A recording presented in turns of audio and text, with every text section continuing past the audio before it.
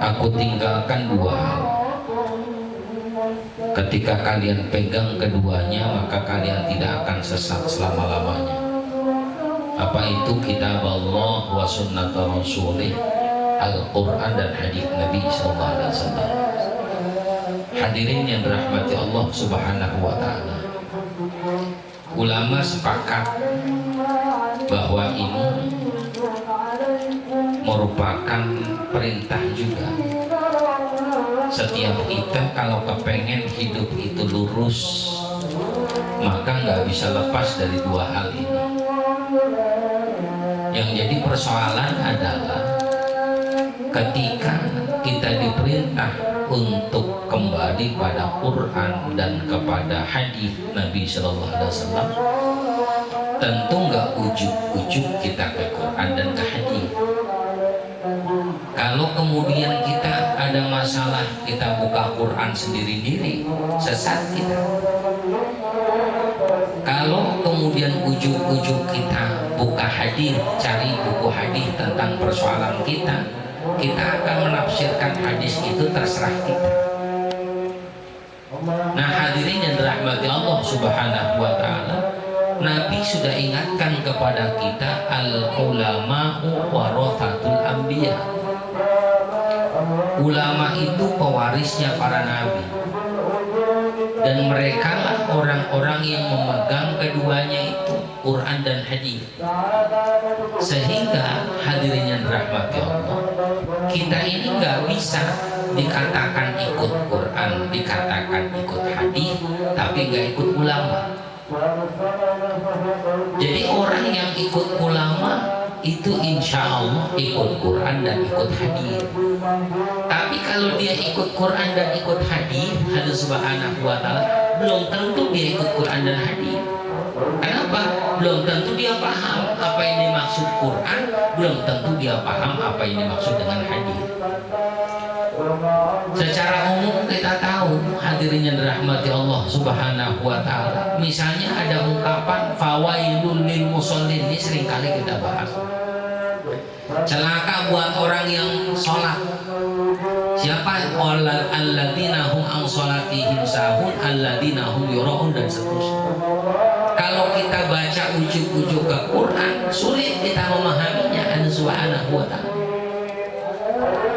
Sehingga memahami Quran, memahami hadis itu tentu melalui para ulama. Apalagi sekarang musim politik. Maaf, saya duduk begini. Apalagi sekarang musim politik.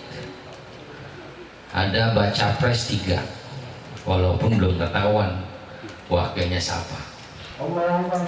Ada Anies Baswedan, ada yang lain-lain lainnya. Nah, ini hadirin yang dirahmati Allah Subhanahu wa taala. Ini kalau kita ujuk-ujuk ke Quran atau ke hadis, ya kita sulit. Maka Rasulullah SAW sampaikan, alaikum bi mujalasatil ulama wastima'i kalamil hukama. Duduklah kalian bersama para ulama dan dengarkanlah apa yang disampaikan orang-orang ahli hikmah. Ini konteksnya ahli hikmah ini bukan yang sakti ya. Taruh orang yang ahli hikmah itu kebal, bukan itu. Ini maksud. Nah, hadirin yang dirahmati Allah Subhanahu wa taala, pertama, alaikum bi mujalasatil ulama. Kumpul bersama orang-orang yang alim. Hadirin, kalau dikatakan kita ini ulama mungkin jauh kan? Belum. Tapi kalau misalkan di sini ustadznya banyak, itu alim, ngumpulnya orang alim jadi ulama. Yang ngumpulnya orang yang alim itu jadi ulama, insya Allah. Sebab ulama itu paling tidak menguasai 12 ilmu, minimal 8. Nah, hadirin yang dirahmati Allah Subhanahu wa taala, jadi bahasa gampangnya ini, ngumpulnya ustad yang bareng yang ngumpulnya untuk paham munculnya kiai gitu ya, orang alim, orang alim, orang alim, orang alim, orang alim itu jadinya ulama. Maka insya Allah ngumpulnya nih kita di PPH banyak yang alim ya, yang alim ada beberapa ya.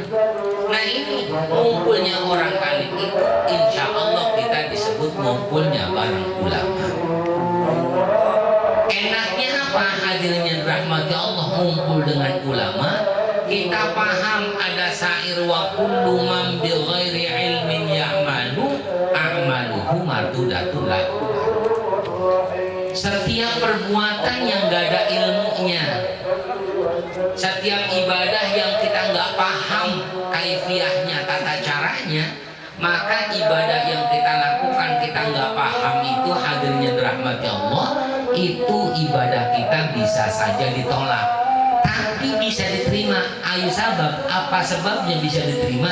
Sebab ada yang backing kita. Yang backing kita siapa? Ulama. Jadi kalau bahasa kasarnya ntar kalau ditanya man robuka, siapa Tuhanmu, diam aja, nggak usah jawab. Man robuka, itu Ustaz Imam, gitu aja ya, gampang jadi jamaah itu enak. Man nabiuka, itu tanya aja sama Dokter Sugiarto, gitu aja. Man imamuka, ada Ustaz Akhir, jadi cicing wae insya Allah surga ya. Hadirin rahmati Allah subhanahu wa ta'ala. Karena kalau kita tarik lagi pada diri kita, maaf, ukuran ibadah kita, kepahaman kita tentang ibadah rasanya belum mencukupi ibadah kita ini untuk bisa diterima Allah subhanahu wa ta'ala. Apa sebab? Tata caranya kita belum tapi ngerti. Sholat misalnya kita belum tahu kok mana sunah-sunahnya, mana rukun-rukunnya, apa saja yang membatalkannya. Wudu kita belum tahu rukun-rukunnya, mana sunah-sunahnya, apa saja yang membatalkannya. Kita nggak ngerti kan subhanahu wa ta'ala. Tapi untungnya ma'asyiral hadirin rahmat